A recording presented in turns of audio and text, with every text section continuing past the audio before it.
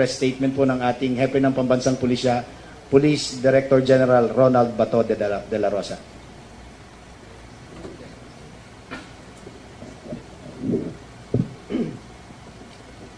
Yesterday, July 3 at 5:30 in the afternoon, operatives of PNP Anti-Illegal Drugs Group led by Police Senior Superintendent Albert Ignacius Pero, kakaupo lang niya, conducted anti-illegal drugs recovery operations in an uninhabited farm allegedly owned by a certain Rene Dimaya located at Barangay Culao, Claveria, Cagayan. The operation was carried out based on reliable information shared by a citizen informant. The raiding team was supported by the Special Action Force, Bureau of Customs Intelligence Group, Ilocos Norte Police Provincial Office, Cagayan Police Provincial Office, and PDEA Region 2. The operation resulted in the recovery of 180 plastic packs of suspected methamphetamine hydrochloride, also known as shabu, placed in 7 black bags with markings Leia D. Sino bang Leia dito sa inyo? Ikaw no, UNTV no, Leia. Consign ito sa iyo, ikaw consign eh. And 1 big blue ice box with an estimated value of 900 million pesos. Or 900 million dito sa Manila standard dahil nagkalat ang shabu dito. Pero pag ito ay sa Davao standard, more or less 1 billion ito. Dahil mahal ang shabu doon sa Davao, sa Mindanao. Dahil hindi masyado nagpo-prosper yung drug trade doon. Palaging namamatay yung nag-engage sa drug trade. The confiscation of this contraband manifests the keen resolve of the PNP in pursuing the national government's flagship program against drugs, crime, and corruption. In the coming days, we expect more arrests and operations against syndicated crime groups engaged in drug trafficking. Any question? Yes, yung gusto pong magtanong, please, paki-state lang po yung name and the media outfit and then ask your question. Magandang hapon po, Sir. Maris Umali po sa GMA 7. Sir, gaano na po katagal minamanmanan itong lugar na ito kung saan nakumpiska yung ganito kalaking bilang ng mga shabu at ano po ang balak natin gawin dito? I understand you mentioned a while ago na pinasusunog nyo na kagad. Wala bang, kumbaga, proseso bago ipasunog ito, sir? Merong proseso yan at si Gerald Lapina sasagot sa proseso. We have a process in disposing itong mga illegal drugs na ito. And I have given instruction that this will be processed and disposed as soon as possible. The earliest time possible. Gano'n na po katagal minamanmanan yung lugar na ito? Ganito kalaking operasyon ng pag-produce ng shabu? Matagal na itong minamanmanan dahil alam natin yung area dyan sa north, sa may Cagayan area, yan yung pinakamalapit na point, di ba, going to China, to Taiwan. Yung mga shabu dyan nagagaling sa abroad, dyan nagdadak. Kaya itong source ito, sigurado ito, this is coming from overseas, either China or Taiwan. At sa kalagitnaan ng dagat, yung barko nila na kinargahan ng shabu, sinasalubong ito ng mga fishermen. May mga fishermen doon na involved. Nililipat sa maliit na mga bangka at dinadala doon sa mainland ng Philippines. At ito nga, ganyan kalaki ang nakarating ngayon. Sir, just a follow-up. Dahil ba sa pagkakakumpiska ng ganito, masasabi natin na neutralize na yung lugar na yun kung saan dinadala yung ganito karaming mga shabu from overseas? Or marami pang kailangan gawin para tuluyang masawata yung mismong operasyon na yon na nagaganap dun sa Cagayan? Malaki pang kuhan to, malaki pang gira ito. Hindi ito basta-basta din. Ito isang shipment lang ito eh. Hanggang mayroon pa silang ipaparating dito, pero parang makakarating na ganito karami. We have this next question from UNTV. Yes, ma'am. Sir, good afternoon po. Sir, paano natunton ng AIDG itong ganito karaming shabu? Meron ba tayong informant? At connected po ba ito doon sa 30 kilos naman na nahuli noong isang buwan ba yun? Bago po kayo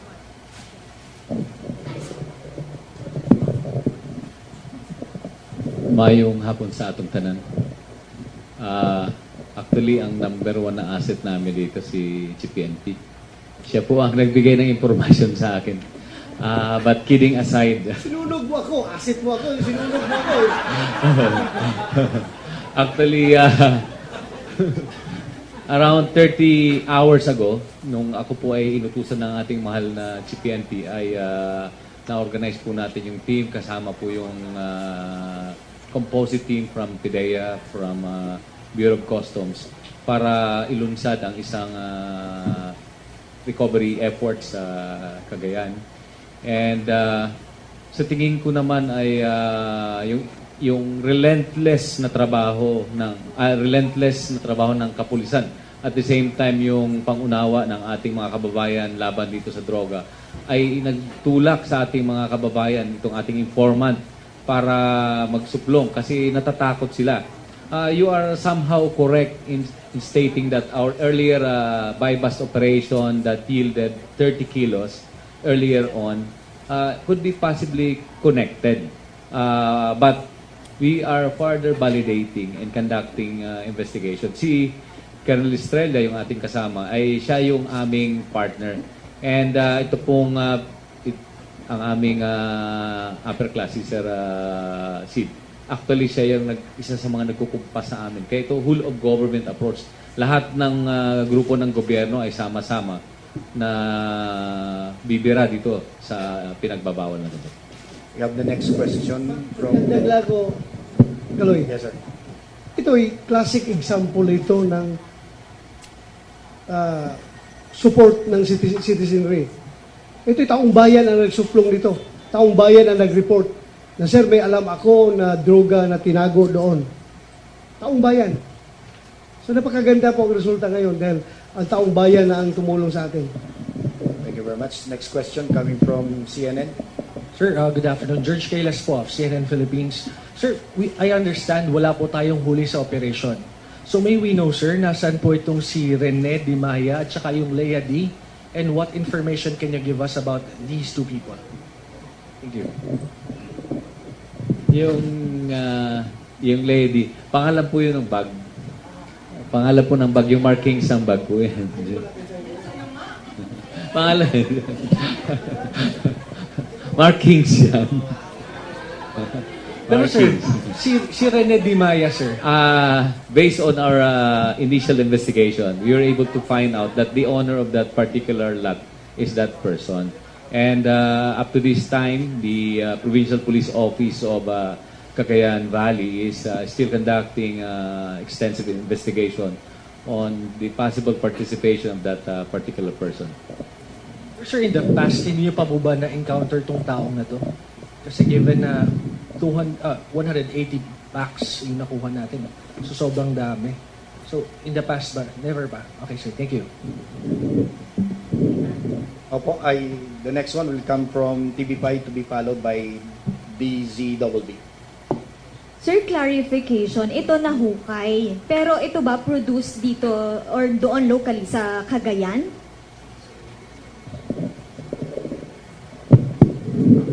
As I've said earlier on, we are still conducting a extensive investigation. But we are experienced, nung kami ni Sir magkasama sa PAOK TF, I was one of the team leaders that raided a clan laboratory at Calayan Island in front of Puga Island sometime in 1998. So we could not discount the possibility of having a possible clan lab. Pero hindi ko sinasabing meron. Pero yung nahuli namin nung sometime in 1998 was a Taiwanese owned clan laboratory. clandestine laboratory of methamphetamine hydrochloride. Okay, so possible yan. Sir, pero ano ba to? Tingin ba natin talagang binabaon nila doon? Ito na talaga yung modus nila or dahil medyo nahihirapan, may intensive campaign kaya binaon doon and somehow nahihirapan silang i-transport? Actually, kaya ito binaon doon dahil natakot sila. Supposed to be ang movement nito from the sea, pag-approach sila sa lupa, on board sa fishing boat, di-deliver kaagad dito sa Binondo. Merong consignee dito sa Binondo. Nadalhan, inchik din. Papunta. Natakot ngayon, nanginginig. Tinago doon sa nilibing. Nilibing doon. So siguro, parang nagpapalamig lang, ganun. nagpapalamig, ganun. Papalamig. Pero yung ating mga tao doon is talagang magaling ni-report sa atin. The next question will be coming from DCWD, Ms. Tuesday, to be followed by ABS-CBN, Ms. Maan Macapagal. Good afternoon, sirs. Sir, wala bang magiging pananagutan dito yung mga local government dahil sa dami nitong nakuha natin, yung barangay officials, up to the mayor and the governor? Ano ang posibleng kaharapin po nila na kaso? Legal. Meron ba tayo legal dito? Meron ba silang saan ba sabi na? Well, as stated earlier, an investigation will be conducted on this. And kung ano maging kalabasan ng investigation na yun, that whoever will be involved there, then he will be charged accordingly. But as mentioned by Chief PNP earlier, na ito is a classic example ng involvement ng ating citizenry. This is actually the key to a long-lasting solution to our drug problem. While we intensify our operations against high-value targets, it should be coupled with hand in hand with the demand reduction aspect of the operation, meaning we address yung sa grassroots level, involve yung mga nasa baba at empower them. You know, we have 17 million who voted for President Duterte. And if we can transform these 17 million people to get involved in the campaign against drugs, then we have a very good people empowered against drugs. Kaya that's what we have been studying with the Chief PNP and come up with an interagency address against drugs, which will involve not only the law enforcement agencies but also the interior and local government, the Department of Health, Department of Education, para ma-organize, ma-mobilize, ma-involve, ma-empower yung mga citizenry natin at the barangay level, at the grassroots level. Sir, follow up to my question, sir. Kasi sir, parang observation namin, panay-panay na yung paglutang ng mga drugs, illegal drugs. Para ang nangyayari po, kung saan na nilang dinidispose yung mga hawak nilang drug, pero wala naman tayong nahuhuli o nakakasuhan kaagad, baka palagi na lang ganon, may makukuha tayo, kaya lang wala naman tayong makakasuhan. Well, we take it at the positive side na may nag-report at we have an accomplishment in the recovery of these drugs. Instead of these are distributed to would-be users. So we take it at that. But as I've said earlier, we have a campaign against high-value targets on the supply reduction aspect of it. But this has to be coupled with the demand reduction aspect of the campaign against drugs. Thank you, sir. The next question coming from ABS-CBN. Babalik lang tayo dun, sir, sa recovery natin. Gusto namin ma-visualize paano nyo ito nakita, ano yung talagang kondisyon niya. And then, vacant lot ba siya, sir? May pag-aari ba yung lupang pinagbaunan? Actually, may marker yung ating informant. So, nung binigay sa atin, kasama yung ating taga Bureau of Customs, sila talaga yung naka-positively identify yung exact location ng nakabaon. And, ito pong tulang to, isa to sa exhibit natin. So, repart isa sa our first exhibit, exhibit A. Yung mga nakabalot. Kasama po yung ice box. Nandiyan pala. So, nakabalot yan. Tapos dahan-dahan naming sinobel para makita natin isa-isa at maingat naming inangat. Kasi kailangan in the presence of the media, in the presence of that particular barangay official, hindi namin to basta binunot. Nandun po yung barangay official. Kasama po doon ang Channel 7 and Channel 2. Sir, gaano kalalim yung hukay? Siguro mga 1 meter, parang gano'n. Sir, sa tansya nyo, gaano siya katagal ibinaon? And nakita ba ng informant yung mismong pagbaon? Ilang tao yung nagbaon? Nakilala ba niya yung mukha? Yun ay aming pinapalo up pa ngayon. So, ayaw namin i-divulge yung mga other essential information kasi baka ma-preempt ba tayo. But I think our informant has a good knowledge of those personalities. Ito po ay aming ipapalo up and hopefully we could come up with results. Sir, yung may-ari po ng lupa ay, meron ba may-ari yung lupa? Sa ngayon po yung may-ari ng lupa ay ang local police po ng Claveria ay siya pong na-task natin kahapon para i-conduct yung investigation, background investigation of that person.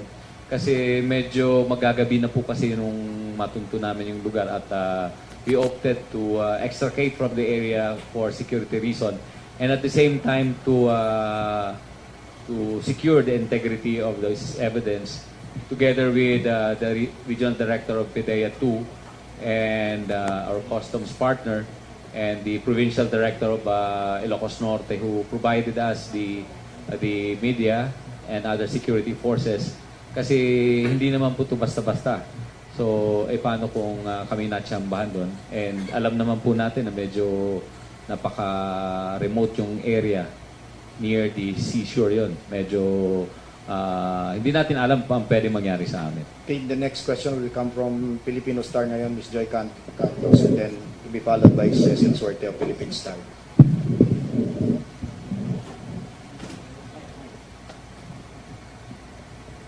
Ms. Joy, may we request for you to stand?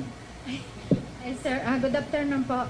Sir, have we established how many syndicates were operating in Region 2, sir? At meron po ba silang mga policemen na possible na nagpo-protect sa sindikatong ito? Napakarami po. In bulk yung shipment eh.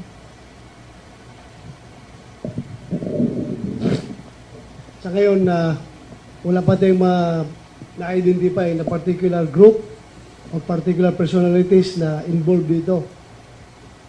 Kasi beriro pa yung information na dumating sa amin na ganun lang, may tinago doon as to the persons behind this shipment. Wala pa. Zero pa tayo. Yung may-ari ng lupa, first impression is talagang sasabihin natin na he has constructive possession over this shabu. Dahil sa lupa niya nakuha ito eh. That is why we task the chief of police to investigate this person, locate and investigate this person, yung may-ari ng lupa. Pero kung sabihin naman niya na wala ko ako dyan nung nangyari yan at hindi ko kontrolado yung lupa, so marami silang lusot. Kaya nga mayroong investigation na ipapasagawa natin para to determine everything. Okay, from Ms. Cecil Suerte, Philippine Star. Yes, sir. Considering na nung Friday pa lang naupo yung bagong leadership. Sir, tapos kailan po pinarating sa inyo itong info that indeed may mga nakabaon doon? Bago ka pa mag-assume? Bago pa ako nag-assume. Hindi pa ako nag-assume. Kaso lang, yun nga, Friday ako nag-assume. Pag-assume ko, inutusan ko kagad si Colonel Pero na lumakad papunta doon. So, malayo kasi. Ilang hours ang travel mo? Actually, 30 hours pa kami papunta, kabalikan ngayon 30 hours na kami hindi pa nakahiga. Wala pang tulog. Oh. So sir, parang ang sinasabi ba natin, yung message natin sa taas na totoong, kasi in the past sinasabi ng PNP against drugs pero walang ganito karaming nakukuha agad-agad. Are we seeing na mas maraming na talagang nagko-cooperate because yung message no is being felt and being heard na sa baba, sa community? Totoo yan. Talagang we expect some more. Baka mamaya hindi lang ito ang makukuha natin. Baka meron pa tayong Shabu Laboratory talaga na isusuplong ng taong bayan. Dahil marami na tayong impormasyon na nagsipagdatingan. There's a follow-up question from ABS-CBN. Sir, may reward ba itong informant natin? Sigurado. Sa ngayon kasi, yung reward na sinasabi natin, tungkol lang yun sa mga drug lord na mamatay, di ba? Pag patay yung drug lord, meron tayong yung international na drug lord, 5 million. Pag national level na drug lord, 3 million. Wala pa itong, pag ganito yung tipster, wala pa. Pero ngayon, sigurado ako, pagbigyan natin. Kausapin ko si Presidente na magbigay ng reward para dito, para gaganahan yung mga informant natin magbigay ng impormasyon. Ang nagbigay po nito ng impormasyon was not motivated by reward. Siya ay talagang motivated by his sheer patriotism. Ayaw niya na, isipin mo ilang bata masisira ang buhay sa itong drugs na ito, kadami nito, ilang tao mabubuang nito pag ito'y pumasok sa system ng tao. Very patriotic yung tao, nagbigay ng information. So napakaganda po, kahit na hindi natin sinasabi na may reward, ang tao kusa na lang talaga dahil sawang-sawa ng mga tao, gusto na talaga na ng tunay na magbabago. Okay, last question, Madam.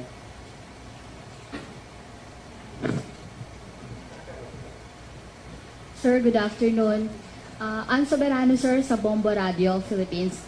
Sir, tanong ko lang, paano po masigurado na hindi ito mare-recycle, itong mga nahuling droga?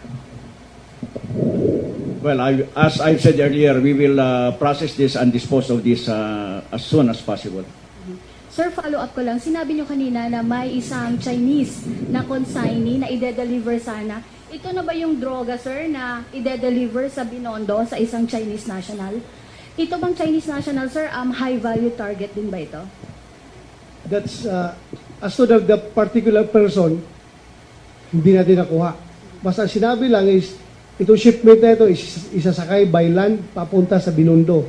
Kung sinong tao sa Binondo, hindi alam ng informant. But basically, sir, sa info ninyo, itong Chinese, bahagi ba ito ng high-value targets na tinutumbok ninyo ngayon? Wala pa kasi, hindi pa natin nalaman kung sinong siya. Sigurado kung malaman natin, titignan natin sa lista natin kung kasama, kung wala siya doon sa lista ng high-value target natin, idadagdag natin. Ililista natin doon para mamatay ang gago na yan. Okay, we have the last Thank you. question. Yes, follow up ni Ms. Maan. Sir, baka kay, kay DG La Peña po. Sir, sa PIDEA ang repository ng drugs. Tama po? Yes. Lahat ng nakukumpiskang drugs. Sir, susunugin yan. Tama po ba? Yes. Well, but after a process, kailangan may proseso kasi yan. Kasi nga may mga issue tayo na nare-recycle yung droga. So, Yeah. paano po, pwede po bang pag-dispose niyan ay gawin public? Yes, it will be. We will inform you pag i-dispose na ito. I will see to it na this will be guarded, na hindi ito, walang mawawala rito. In fact, during our staff conference this morning, this is one of those that I have taken up with our staff. The soonest disposal of illegal drugs under the custody of PIDEA. Okay. Follow up to that question. Kinausap ko nga si General Lapina kanina. Sabi ko nga, sir, in the absence, kung pwede lang sana, in the absence of these procedural requirements for the disposal of this contraband. Gusto ko nga sana ngayon, from here, baba tayo doon sa plaza. Sunugin ko yan sa harapan ninyo para hindi na kayo magduda na i-recycle namin. Kaso alam, we have some procedures to follow. Oh. Kaya, please, huwag kayo magduda. Under General La Peña, he has been my boss for quite a long time. Alam ko kung gaano ka-stricto si Sir dito sa droga. Walang mawala yan. Not a single gram. Walang mawala yan. I guarantee you. Kung meron man, papatayin ni General La Peña yung mga tauhan niya sa PDEA na magnakaw nito. We assure you this will be taken care of. One final question daw po, sir. Final na tala. Because Highway Patrol is inviting you for the next. Sir, Last question po. Sir, sinasabi niyo kasi from seed, tas ibababa doon sa area. Kung ganito yung modus nila, meron bang consent dito or meron ding kinalaman yung mga LGU nearby? Kasi may sinasabi rin tayo na may mga patong din na LGU dito sa ganitong drugs. Kung ganito yung sistemang ganyan, kalaki yung mga shipment, tapos hindi nanonotice ng LGU, posible bang may kinalaman din sila or may patong nga dyan sa drug transaction yan? That's why this will be a subject of investigation. Ngayon, kung anong lalabas dun sa investigation na yun, then whoever they are, they will be charged accordingly. Okay, I think that will be the last question. Marami pong salamat. Palakpakan po natin yung mga agencies involved, the PNP, the PIDEA, the Customs, at yung pong ating SAP nasa likod. Marami pong salamat. You are invited for the 2:30 press con of the Highway Patrol to present you their report, yung gagawin po nila para kay General De La Rosa. Sa instruction din po ng ating Chief PNP. Hanggang 2:30 lang po yung alam ko. Pag mayroon pong bago, sasabihin ko po sa inyo.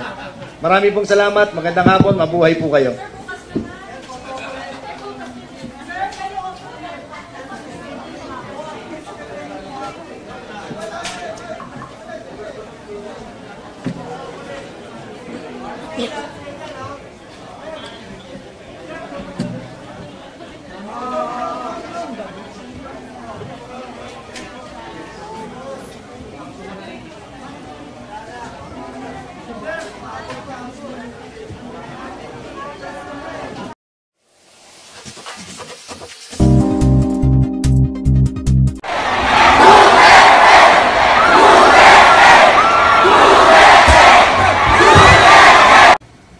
Yung may-ari ng lupa,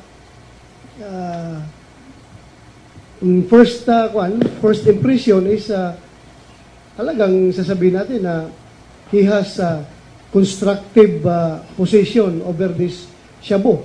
Dahil sa lupa niya nakuha ito eh. That is why we task the chief of police to investigate this person, locate and investigate this person, yung may-ari ng lupa. Pero kung sabihin naman niya na wala ko ako dyan nung nangyari yan at hindi ko kontrolado yung lupa, so marami silang lusot. Kaya nga mayroong investigation na ipapasagawa natin para to determine everything. Okay, from Ms. Cecil Suerte, Philippine Star. Yes, sir. Considering na nung Friday pa lang naupo yung bagong leadership. Sir, tapos kailan po pinarating sa inyo itong info that indeed may mga nakabaon doon? Bago ka pa mag-assume? Bago pa ako nag-assume. Hindi pa ako naka-assume. Kaso lang, yun nga, Friday ako nag-assume. Pag-assume ko, inutusan ko kagad si Colonel Pero na lumakad papunta doon. So, malayo kasi. Ilang hours ang travel mo? Actually, 30 hours pa kami. Kabalikan nyo yung 30 hours na kami hindi pa nakahiga. Wala pang tulog. Okay. Oh. So sir, parang ang sinasabi ba natin, yung message natin sa taas na totoong, kasi in the past sinasabi ng PNP against drugs pero walang ganito karaming nakukuha agad-agad. Are we seeing na mas maraming na talagang nagko-cooperate because yung message no is being felt and being heard na sa baba, sa community? Totoo yan. Talagang we expect some more. Baka mamaya hindi lang ito ang makukuha natin. Baka meron pa tayong shabu laboratory talaga na isusuplong ng taong bayan. Dahil marami na tayong impormasyon na nagsipagdatingan. There's a follow-up question from ABS-CBN. Sir, may reward ba itong informant natin? Sigurado, sa ngayon kasi, yung reward na sinasabi natin, tungkol lang yun sa mga drug lord na mamatay, di ba? Pagpatay yung drug lord, meron tayong yung international na drug lord, 5 million. Pag national level na drug lord, 3 million. Wala pa itong, pag ganito yung tipster, wala pa. Pero ngayon, sigurado ako, pagbigyan natin. Kausapin ko si Presidente na magbigay ng reward para dito, para gaganahan yung mga informant natin magbigay ng informasyon. Ang nagbigay po nito ng informasyon was not motivated by reward. Siya ay talagang motivated by his sheer patriotism. Ayaw niya na, isipin mo ilang bata masisira ang buhay sa itong drugs ito, kadami nito, ilang tao mabubuang nito pag ito'y pumasok sa system ng tao. Very patriotic yung tao, nagbigay ng information. So napakaganda po, kahit na hindi natin sinasabi na may reward, ang tao kusa na lang talaga dahil sawang-sawa ng mga tao, gusto na talaga na ng tunay na magbabago. Okay, last question, Madam.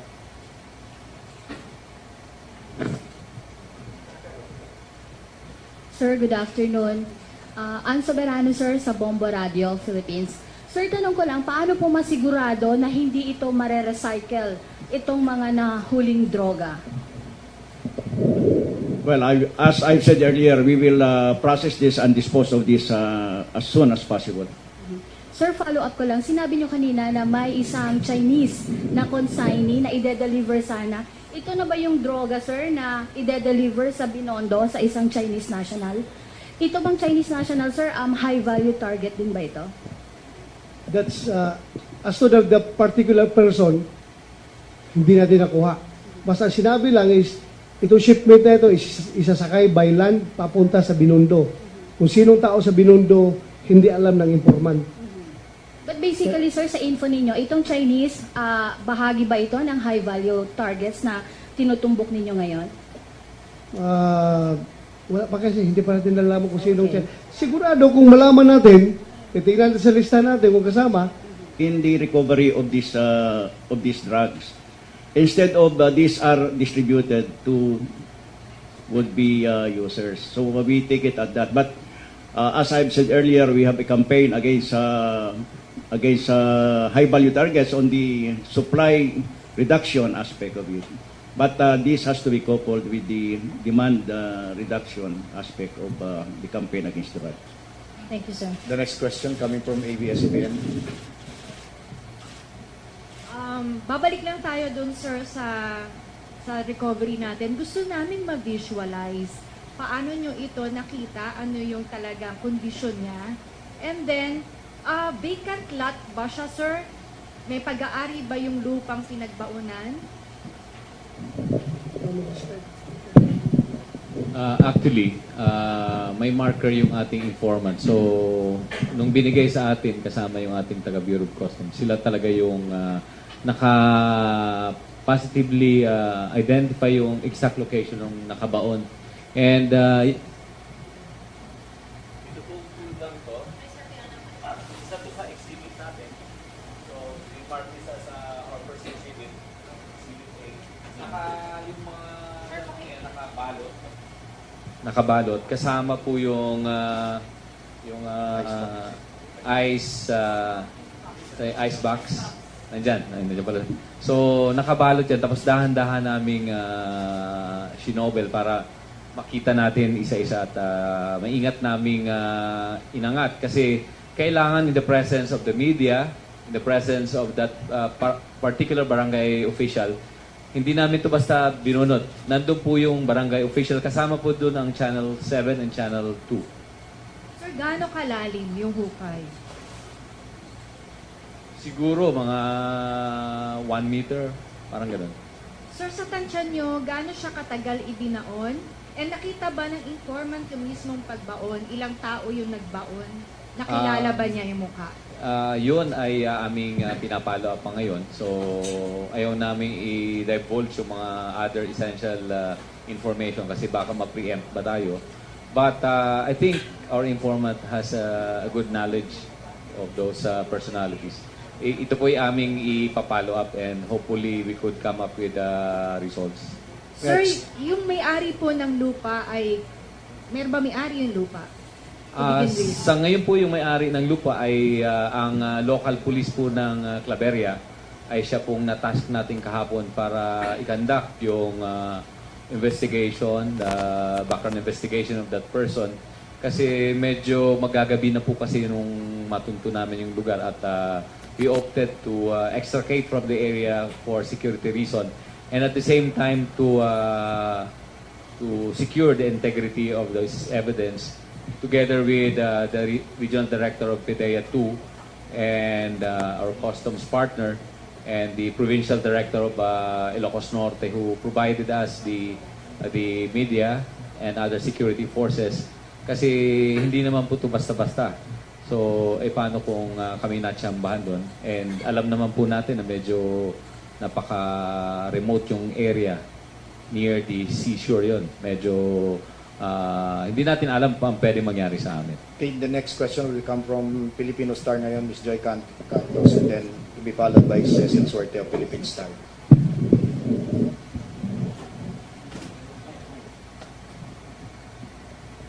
Ms. Joy, may we request for you to stand? Sir, good afternoon po. Sir, have we established how many syndicates were operating in Region 2, sir? At meron po ba silang mga policemen na possible na nagpo-protect sa sindikatong ito? Napakarami po, in bulk yung shipment eh. Sa ngayon, wala pa tayong na-identify na particular group o particular personalities na involved dito. Kasi beriro pa yung information na dumating sa amin na ganun lang, may tinago doon as to the persons behind this shipment. Wala pa, zero pa tayo. Dahil ba sa pagkakakumpiska ng ganito, masasabi natin na neutralize na yung lugar na yun kung saan dinadala yung ganito karaming mga shabu from overseas or marami pang kailangan gawin para tuluyang masawata yung mismong operasyon na yon na nagaganap dun sa Cagayan? Malaki pang kwanto, malaki pang gira ito. Hindi ito basta-basta din. Ito isang shipment lang ito eh. Hanggang mayroon pa silang ipaparating dito, pero parang makakarating na ganito karami. We have this next question from UNTV. Yes, ma'am. Sir, good afternoon po. Sir, paano natunton ng AIDG itong ganito karaming shabu? Meron ba tayong informant?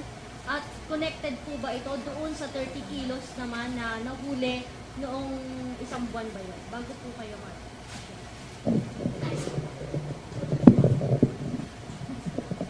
Mayong hapon sa atong tanan.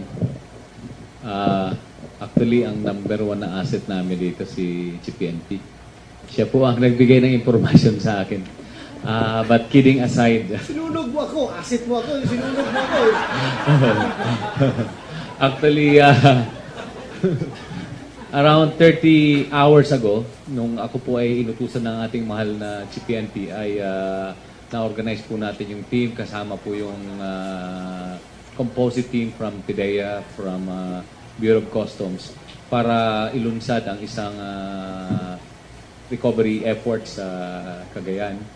And sa tingin ko naman ay yung relentless na trabaho ng kapulisan at the same time yung pangunawa ng ating mga kababayan laban dito sa droga ay nagtulak sa ating mga kababayan, itong ating informant, para magsuplong kasi natatakot sila.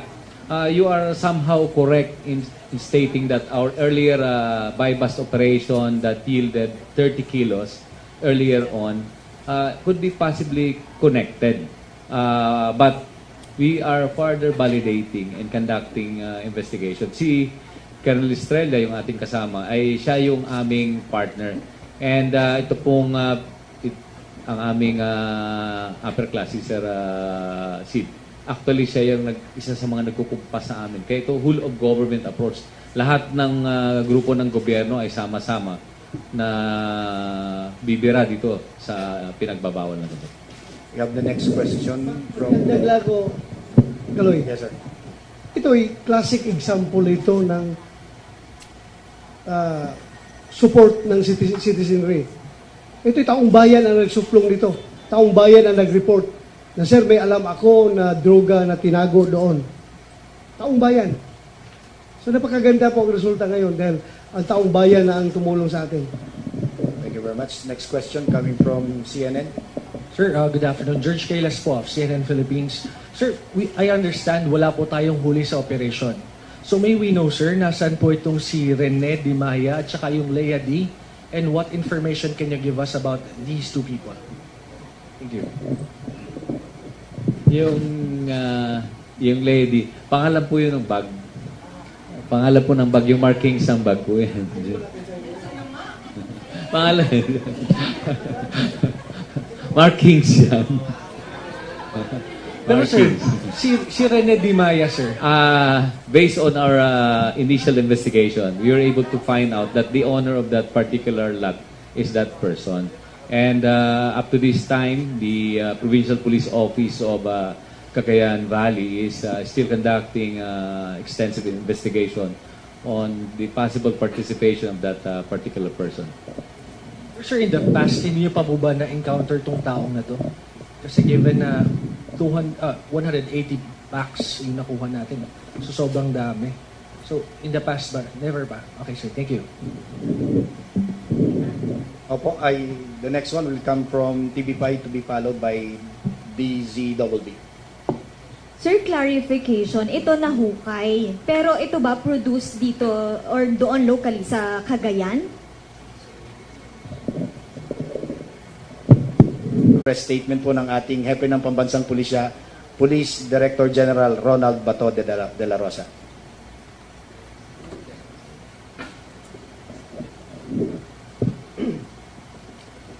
Yesterday, July 3 at 5:30 in the afternoon, operatives of PNP Anti-Illegal Drugs Group led by Police Senior Superintendent Albert Ignacius Pero, kakaupo lang niya, conducted anti-illegal drugs recovery operations in an uninhabited farm allegedly owned by a certain Rene Dimaya located at Barangay Culao, Claveria, Cagayan. The operation was carried out based on reliable information shared by a citizen informant. The raiding team was supported by the Special Action Force, Bureau of Customs Intelligence Group, Ilocos Norte Police Provincial Office, Cagayan Police Provincial Office, and PDEA Region 2. The operation resulted in the recovery of 180 plastic packs of suspected methamphetamine hydrochloride, also known as shabu, placed in 7 black bags with markings Leia D. Sino bang Leia dito sa inyo? Ikaw no, UNTV no, Leia. Consign ito sa iyo, ikaw consign eh. And 1 big blue ice box with an estimated value of 900 million pesos. Or 900 million dito sa Manila standard dahil nagkalat ang shabu dito. Pero pag ito ay sa Davao standard, more or less 1 billion ito. Dahil mahal ang shabu doon sa Davao, sa Mindanao. Dahil hindi masyado nagpo-prosper yung drug trade doon. Palaging namamatay yung nag-engage sa drug trade. The confiscation of this contraband manifests the keen resolve of the PNP in pursuing the national government's flagship program against drugs, crime, and corruption. In the coming days, we expect more arrests and operations against syndicated crime groups engaged in drug trafficking. Any question? Yes, yung gusto pong magtanong, please, paki-state lang po yung name and the media outfit and then ask your question. Magandang Yes, hapon po, Sir Maris Umali po sa GMA 7. Sir, gaano na po katagal minamanmanan itong lugar na ito kung saan nakumpiska yung ganito kalaking bilang ng mga shabu at ano po ang balak natin gawin dito? I understand you mentioned a while ago na pinasusunog nyo na kagad. Wala bang, kumbaga, proseso bago ipasunog ito, sir? Mayroong proseso yan at si Gerald Lapina sasagot sa proseso. We have a process in disposing itong mga illegal drugs na ito. And I have given instruction that this will be processed and disposed as soon as possible. The earliest time possible. Gano'n na po katagal minamanmanan yung lugar na ito? Ganito kalaking operasyon ng pag-produce ng shabu? Matagal na itong minamanmanan dahil alam natin yung area dyan sa north, sa may Cagayan area, yan yung pinakamalapit na point, di ba, going to China, to Taiwan. Yung mga shabu dyan nagagaling sa abroad, dyan nagdadak. Kaya itong source ito, sigurado ito, this is coming from overseas, either China or Taiwan. At sa kalagitnaan ng dagat, yung barko nila na kinargahan ng shabu, sinasalubong ito ng mga fishermen. May mga fishermen doon na involved. Nililipat sa maliit na mga bangka at dinadala doon sa mainland ng Philippines. At ito nga, ganyan kalaki ang nakarating ngayon. Sir, just a follow-up. As I have said earlier on, we are still conducting a extensive investigation. But peer experience, nung kami ni Sir magkasama sa PAOK TF, I was one of the team leaders that raided a clan laboratory at Calayan Island in front of Fuga Island sometime in 1998. So we could not discount the possibility of having a possible clan lab. Pero hindi ko sinasabing meron. Pero yung nahuli namin nung sometime in 1998 was a Taiwanese owned clan laboratory, clandestine laboratory of methamphetamine hydrochloride. Okay, so possible yan. Sir, pero ano ba to? Tingin ba natin talagang binabaon nila doon? Ito na talaga yung modus nila or dahil medyo nahihirapan, may intensive campaign kaya binaon doon and somehow nahihirapan silang i-transport? Actually, kaya ito binaon doon dahil natakot sila. Supposed to be ang movement nito from the sea, pag-approach sila sa lupa, on board sa fishing boat, di-deliver kaagad dito sa Binondo. Merong consignee dito sa Binondo. Nadalhan, inchik din. Papunta. Natakot ngayon, nanginginig. Tinago doon sa nilibing doon. So parang nagpapalamig lang, gano'n? Nagpapalamig, gano'n. Papalamig. Pero yung ating mga tao doon is talagang magaling. Ni-report sa atin. The next question will be coming from DCWD, Ms. Tuesday, to be followed by ABS-CBN, Ms. Maan Macapagal. Good afternoon, sirs.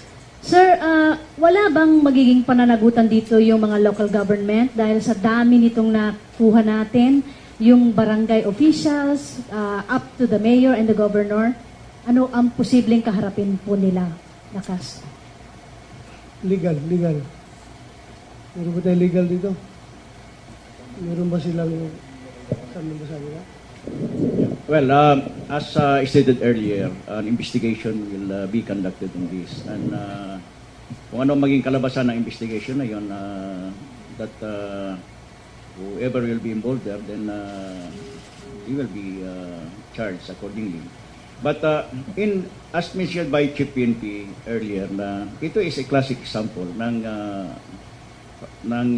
involvement ng ating citizenry. This is actually the